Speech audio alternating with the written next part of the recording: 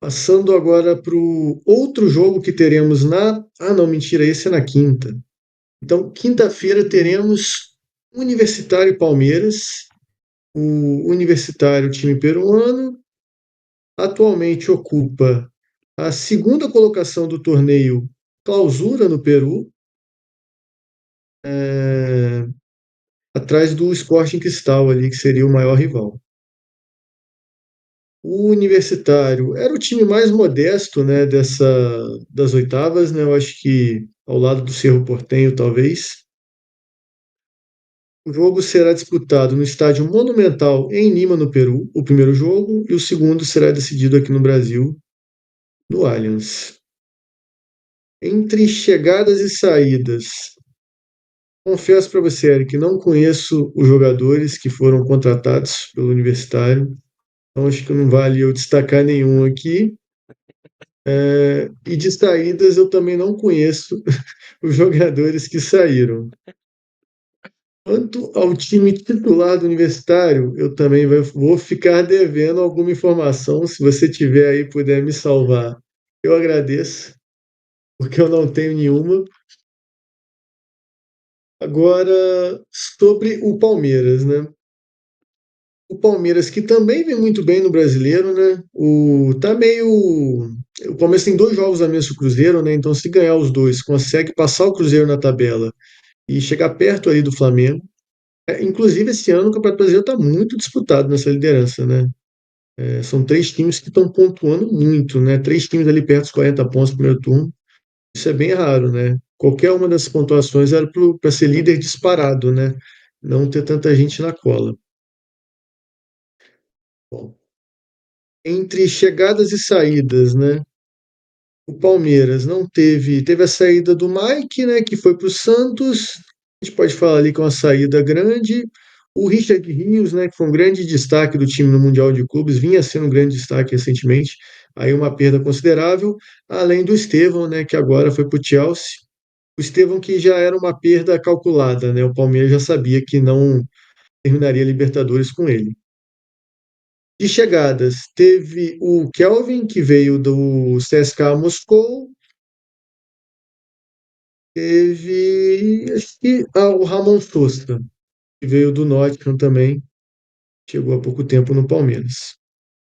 Bom, como que você analisa esse confronto? Eu acho que ele é o confronto com a maior disparidade possível, né? Inclusive, eu lembro de ver um guia da Libertadores no começo da competição, e o universitário do guia falava assim: o time sonha em chegar às oitavas, porque o time nunca tinha passado da fase de grupo. Então, assim, o universitário para ele já é uma vitória ter conseguido se classificar. É um time que vem bem, inclusive, no Peru, tá? Se eu não me engano, ele é bicampeão peruano, ganhou os últimos anos. Mas eu acho que o Universitário bateu o teto dele, né? Ou você vê que eles podem, de alguma forma, complicar o Palmeiras ali, Eric? Cara, acho que vai depender muito aqui do próprio Palmeiras, né? Na minha pautazinha aqui, eu coloquei que os opostos não se atraem, mas se encontram. Porque o Universitário não perde, cara, desde maio. São 12 jogos de invencibilidade. Como você falou, divide a liderança aqui, né, do Peruzão. Perde, acho que só em saldo de gols, né? E o Palmeiras, apesar de ser o terceiro colocado do Campeonato Brasileiro, o desempenho é muito ruim. O Abel tem sido criticado bastante. Além de tudo, a eliminação para um rival, né, cara? Acaba pesando demais aqui para o time do Palmeiras. É, que apesar da disparidade pode entrar pressionado, né? E se não fizer um bom resultado aqui fora de casa, que se imagina que faça, né? Pode chegar dentro de casa meio naquela pressionada, né? E aí o time peruano pega, dá aquela encardida no jogo, não sei o que, leva para os pênaltis, que já é um trauma do Palmeiras, e acaba cometendo crime, né?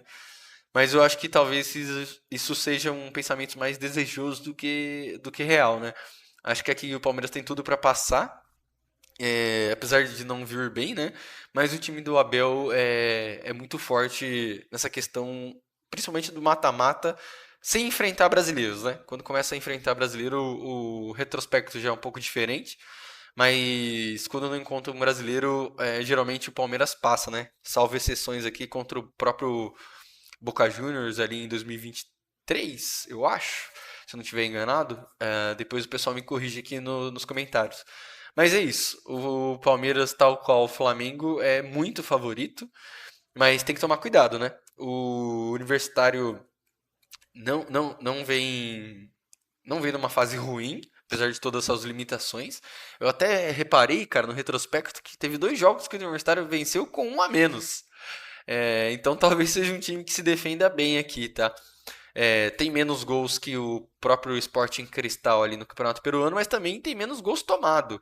Então pode ser que a defesa complique um pouco o jogo do Palmeiras, dado que o Palmeiras é um dos times no Campeonato Brasileiro que mais cruzam bolas na área, né? Não tem tido um repertório, digamos assim, ofensivo muito criativo, cara. Mas é isso. Afinado. A obrigação é toda do lado do Palmeiras, né?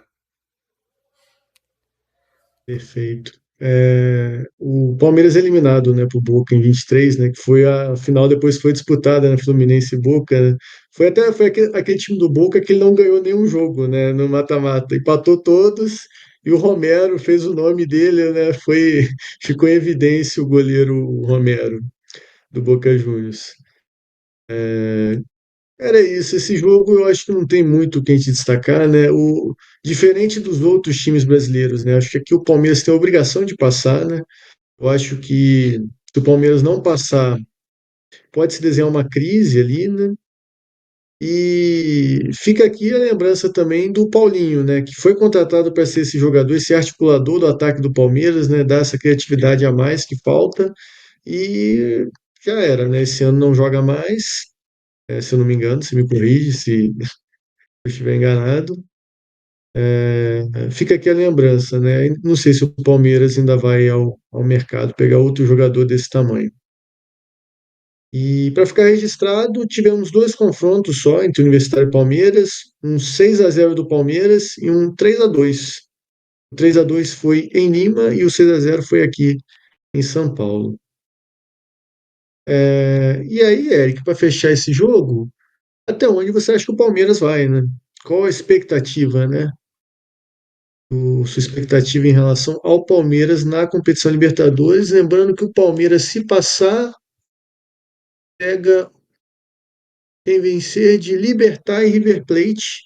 No caso aqui, o River Plate seria o favorito para esse É. confronto, mas o Libertad tem um bom time, não me surpreenderia se o Libertad passasse. O Libertad que fez parte do grupo de São Paulo, né? Você viu ali de perto o time do Libertad. O time do Libertad, cara, até viu o jogo no Morumbis mesmo, além do jogo lá no Paraguai, né, mas pela TV. Apesar de ter um bom time ali com umas peças mais experientes, né, cara, acho que não vai conseguir fazer frente aqui.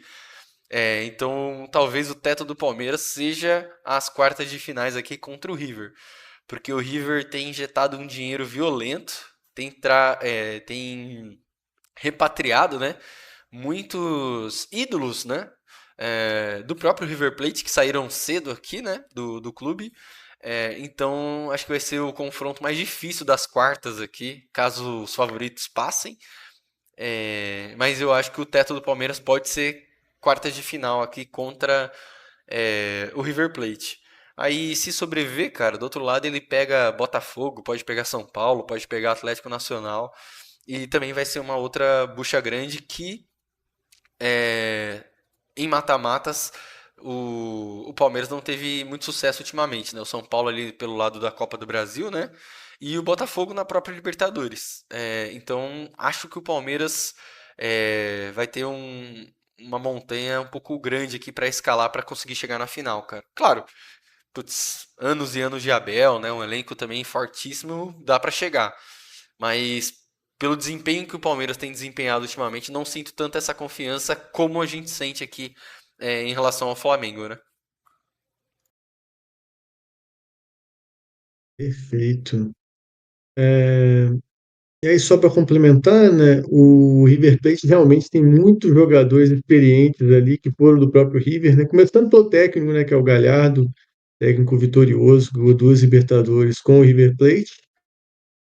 E a principal contratação do River para essa janela foi o Maximiliano Salas, jogador argentino que estava no no Racing, né? Fazia dupla de ataque com o Adam Maravilha Martinez, e os dois faziam uma ótima dupla de ataque junto. Achei uma muito boa a contratação do River Plate. O Maximiliano Salas, ele não é um jogador tão refinado, né, digamos assim, mas ele é um touro muito forte, finaliza bem. Ele me lembra, cara, um pouco o Kleber Gladiador. Kleber Gladiador. Um cara que vai trombando ali. Ele é mais segundo atacante, né? Ele não é o centroavante. Mas é um cara enjoado, fez ótimos jogos contra os brasileiros ano passado, na grande campanha que o Racing fez. Ficar de olho nele, foi a principal contratação do River. O River que perdeu o menino lá, né? O Massutuono, já foi para o Real Madrid, tem acho que nem 18 anos, né? Já foi embora da nossa quebrada latino-americana.